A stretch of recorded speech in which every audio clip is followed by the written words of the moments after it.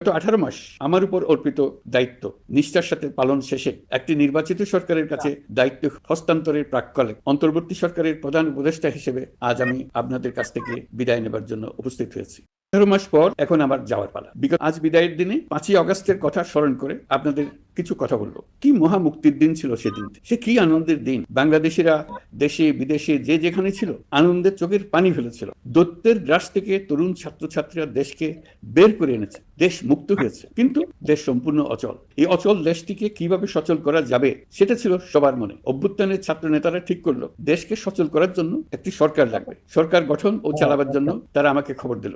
আমি তখন বিদেশে, আমি দায়িত্ব নিতে রাজি না। তারা জাতির প্রতি কর্তব্য পালনের কথা বলে আমাকে রাজি করালো। 18 মাস পর এখন আমার যাওয়ার পালা। আমি আজ আমার কাজ হতে বিদায় নিতে আপনাদের সামনে এসেছি। আমাদের প্রথম কাজ ছিল দেশকে সচল করা। এটি ছিল সবচেয়ে কঠিন কাজ। যারা দেশকে লুটে পুটে খেত তারাই দেশের এই যন্ত্র চালাতো। তাদের একান্ত অনুগত লোকজন নিয়ে অভ্যুত্থানের সঙ্গে সঙ্গে সবাই পালিয়ে গেছে। বড় কর্তা পালিয়েছে, মাঝারি কর্তা পালিয়েছে, অন্যরা ভুল পাল্টিয়েছে অথবা আত্মগোপনে চলে গেছে। কেউ